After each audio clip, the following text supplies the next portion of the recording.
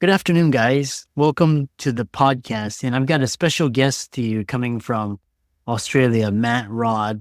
He's an entrepreneur. He's a visionary investor, educator, mentor, and he's got a different approach to wealth and experience. And he is an excellent podcast about investments, alternative investments, and website investments, which is really interesting. I'm really happy to have him on the show and to talk about his experience and add value to the community. So, Matt, welcome. Thanks so much for having me on, Chris. Definitely a pleasure to be here. Yeah. I love your a very unique, one of a kind guest. Briefly introduce yourself and we'll dive right into the questions. Yeah, like a lot of your listeners, my wife and I have always been fascinated by semi-passive income. And I think where it came from many years ago, we started out buying and selling traditional businesses. And of course, we read the classic book, Rich Dad, Poor Dad by Robert Kiyosaki. And that really twigged us into this idea of let's do this in a leveraged way. Let's get semi-passive about this. We didn't want to work 9 till 5. Well, these days we notice, Chris, it's 5 to 9. I'm sure a lot of your professional listeners will appreciate that. So we just went on this journey of finding the perfect business where you don't have to work in them 9 to 5. And it's not leveraged to the time because we wanted that time freedom. And over the years, what we did was we were very successful at it and we took that strategy to the online world. So these days we buy and sell online businesses. So we buy and sell websites. Yeah, very interesting. And I'm really excited to talk to you about that. Just so the audience is clear, when you say semi-passive, what is your definition of that, or give an example of semi-passive? Okay, so really good question. In the good old days, websites used to be a lot more passive than what they are now, so they do need work. So we say they're semi-passive in that you can work on them in the evenings as a side hustle, whilst you still have a full-time job, which is perfect for our clients because you don't have to turn up every day to renovate a website. They're like online real estate. So it's literally, we liken it, it's an alternative to buying houses. So we have a lot of high income earners that we train. And what happens is, maybe some of your listeners are in this boat, they max out with the banks with their borrowing capacity. So they look for alternatives. And that's why they come to us to learn off us. And also they want to keep their day jobs because they're paid lots and lots of money. Probably a lot of your audience, Chris. So semi-passive for us means they can still work at their daytime jobs, but in the evenings work on these websites or maybe work on them once a week or once a month. So they definitely need work. So they're halfway between real estate and like shares, which are which are passive. So there's, you don't have to work on them every day, but there is a little bit of work that you should be doing on them, especially when you're renovating them, when you're getting that first renovation going, you want to be working on them once a week or something like that. But once they're up, that you have a team that keeps them going on maintenance. Interesting. And that's very helpful because I know a lot of the individuals listening to this podcast, they are real estate investors. And a lot of times they say real estate is passive, but it's not passive income. It's like you have to. So moving over to websites, what kind of websites are best suited for your particular strategies? Is it like a blog or this name? Yeah, it's a really good question because a lot of people, when they hear us talk about buying websites and renovating websites, they instantly think e-commerce. So like Amazon sites or sites that sell physical products. We do none of that. When we got online, because we're entrepreneurs, our background is buying and selling manufacturing businesses. So when we got online, my wife said to me, let's not do anything that involves physical inventory because it's a real drain of your funds to have physical inventory tied up in a warehouse somewhere and trying to sell it online. There's a lot of complex parts to that model. Now it's very effective, but it's not a good one for beginners. We teach beginners and it's also we ourselves. We want to keep life simple, not hard.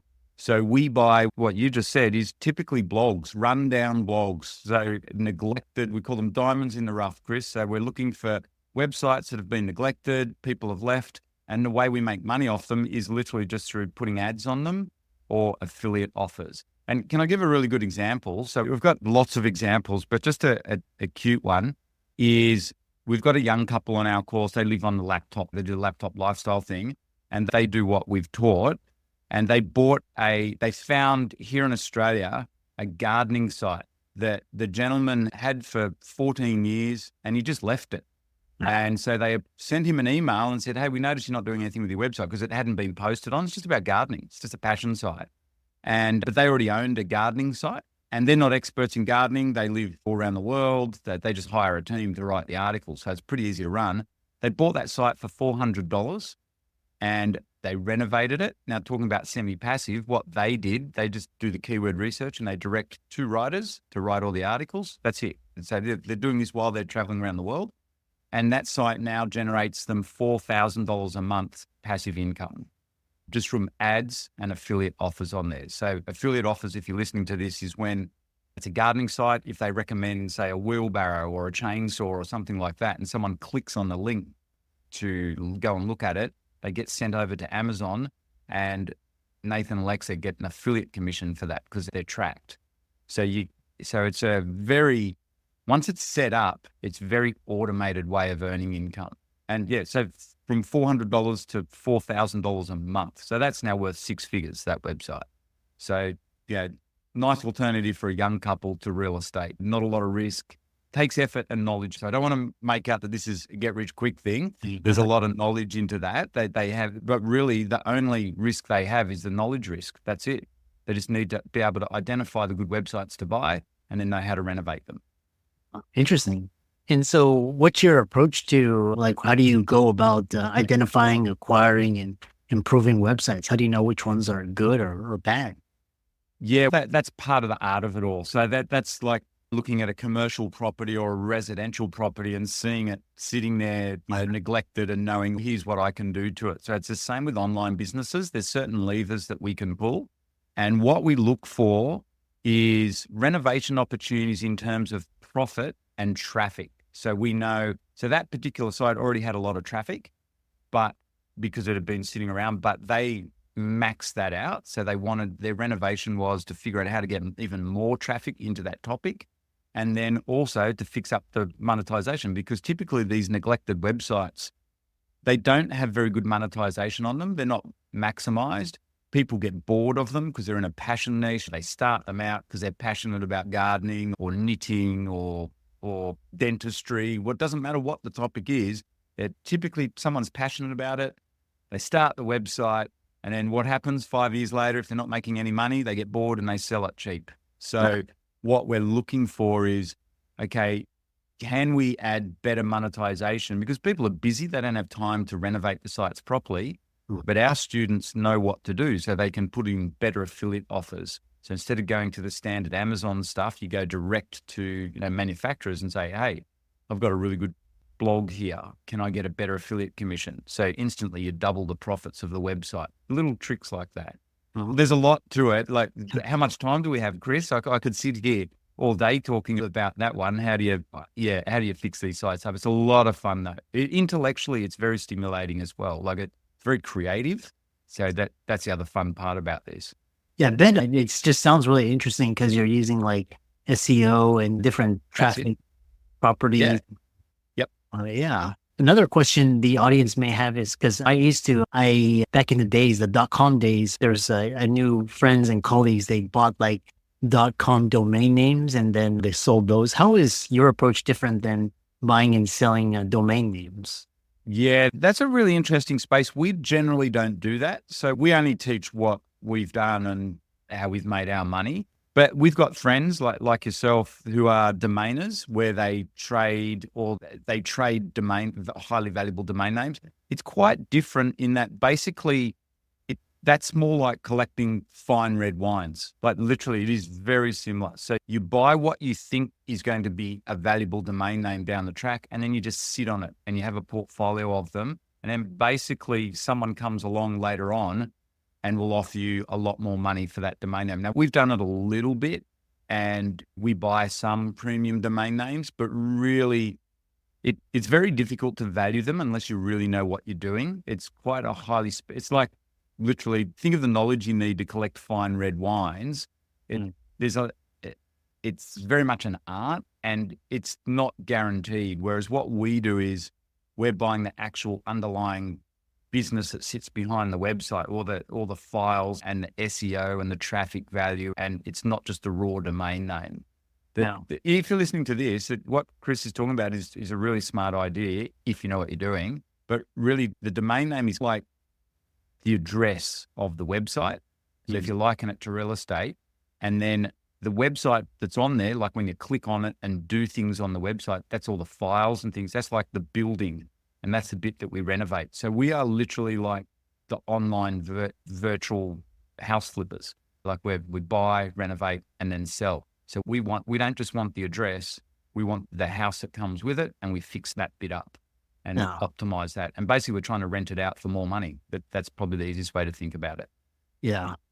How big is the market for people looking to buy and sell these types of websites? Is it like millions, hundreds of thousands? Millions. Like when we started, it's funny, we know all the top. So when we first started, there were no website brokers. So we bought our first website off eBay, would you believe, back in 2008, which is, most of our websites are in America, which we also love. So no matter where you're listening to this podcast from, you can do this from anywhere in the world. There's no borders. It's 24/7, but it's now developed since 2008 through to now, where this is a huge industry now because the big buyers like private equity and institutional money are now moving into this space in a big way for exactly the same reasons that we do it. It's highly leveraged. It's relatively low risk. And these websites, niche traffic now is worth a fortune. So so one of the brokers we know, FE International, when he first started, he speaks at all the brokers speak at our events. Thomas said he was selling little $5,000 to $10,000 websites, right? So that as a broker. Yeah. These days, guess what he sells? Minimum is 7 figures, is millions of dollars. Oh. And most of the websites, so he now has a full mergers and acquisitions company called FE International. They're based out of New York. They have over 50 brokers and they're doing 7, 8, and 9 figure deals. Wow. Every single broker is like that now. So all the top brokers, so Flipper, who we know very well, that's where we recommend you start, by the way, if you're listening to this, because you can still buy little tiny websites on Flipper, like sites under $5,000. That's the best way to learn how to do this. But Flipper is the biggest marketplace in the world. At any one time, they will have thousands of websites listed for sale. And Chris, to give you an idea, for your listeners, on Flipper right now, now this is not a recommendation to go and buy any of these sites, but if you want to replace your income, say and earn 10 grand a month off websites, there are over 300 listings right this minute on Flipper that earn over $10,000 a month. Now, obviously you need to know what you're doing if you buy those, because they'll be selling for hundreds of thousands of dollars. And they're not risk-free or anything like that. But they're really good assets to own. But that's just one broker. And so there's Quiet Light, there's Empire Flippers, there's over, I think the last time we did, every year we do an update of how many brokers there are. The last update we did, there were 24 world-class website brokers, each with hundreds to thousands of listings every single day of the week. So it is a huge market now. Yeah. Adjacent question to that, it really sounds interesting. Adjacent question is, once you acquire these websites and you fix them up and you get them cash flowing, how do you decide whether to keep it and just live off the income or sell it? What kind of criteria do your clients use? Really good question. The main answer to that is, what's your life goals? So if that client was my client and I was coaching them like you do, I saw on your website, which is a simple little quiz. What's your ideal life? What's your goals? So Liz and I, we do the same thing with our clients. We work backwards from that. I really like that idea. So as a coach, and if you're listening to this, it's really, you got to understand what Chris has done there is super important. We do the same thing is every decision you make in business stems from what's your actual vision? What is your vision for your life? And it sounds funny. This is where mindset is so important and understand. And that's where we like to tap in. So like you, Chris, you're working with physicians. We work with high income earners. And I'll say to them, all right, are you burnt out with work? Where are you at? Where do you want to be in 5 years' time? Do you want to quit your job, or do you want to keep working and earning $600,000 a year as a CEO of that company or the project manager or whatever it is? And they say, no, I want to quit in 5 years' time. We go, all right, so let's work backwards from there. You need to own, you got real estate, investments, you've got share investments, you might have crypto, you've got website investments. These are high cash flow machines. Let's figure out how much money you need each month. And then we build a portfolio based around that, anywhere from 1 to 2 to 5 websites or half a dozen websites.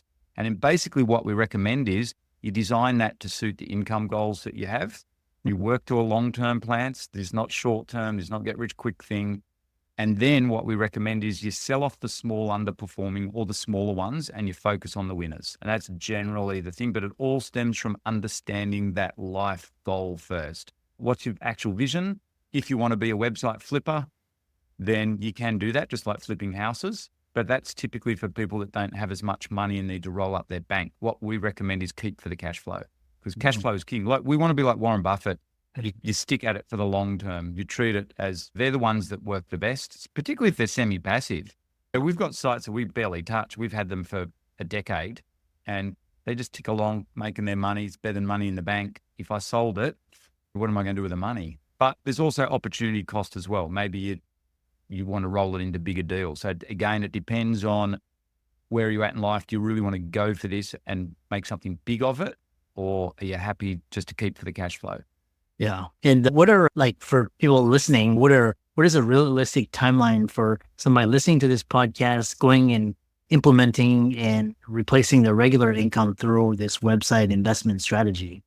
That's a really hard question to answer, because what we've discovered over the years of training lots of people through this, we train a lot of people in the US now, and it depends on how much time they have to learn this stuff. So that you can literally, like I said, you can go on the flipper right now and buy a website tomorrow that earns 10 grand a month, but we do not recommend you do that. Would be pretty stupid, to be blunt about it, because you've got to learn how to run these websites. You've got to understand what you're doing. So it's more, how long does it take you to learn this and how much time do you have?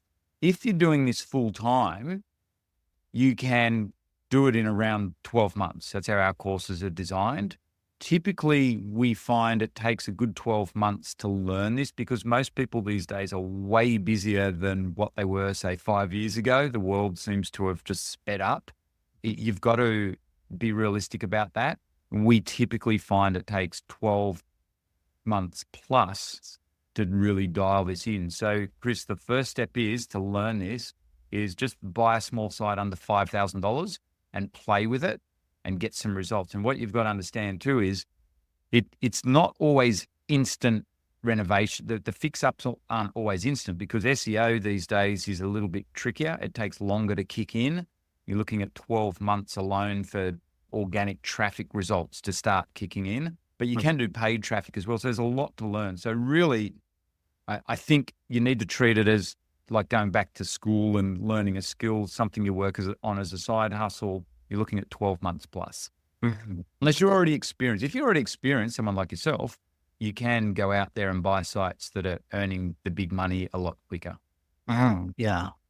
A follow-up question I have for you is, in real estate, for example, you may have a property that's paid off in full, or it could be mortgaged, and sometimes you can refinance it, or you can use the property as collateral, take a loan against it, and then. So how easy is it to obtain debt against these websites as collateral, like either for refinance or cash out, get your money back, infinite returns, that type of strategy? It's a lot trickier, to be honest about it. Banks generally won't loan against them, but interestingly for you guys in America, you can get an SBA loan. So is that what you call it there? Yeah.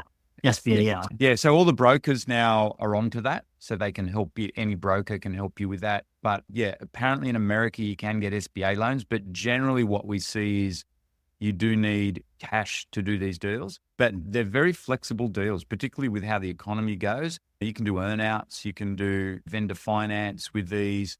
The brokers help you set that up. So some really good websites, they will sell for all cash. The best ones get snapped up straight away. People see the opportunity, but it's not like traditional real estate where the banks will loan against the businesses generally, not in my experience. It's a little bit different. And by the way, if you're listening to this, that's the case with traditional bricks and mortar businesses anyway. Here in Australia, I know it's very difficult to get working with the banks to get it. You've been there, done it many a time with banks borrowing money against businesses. It's really tricky. The interest rates are higher.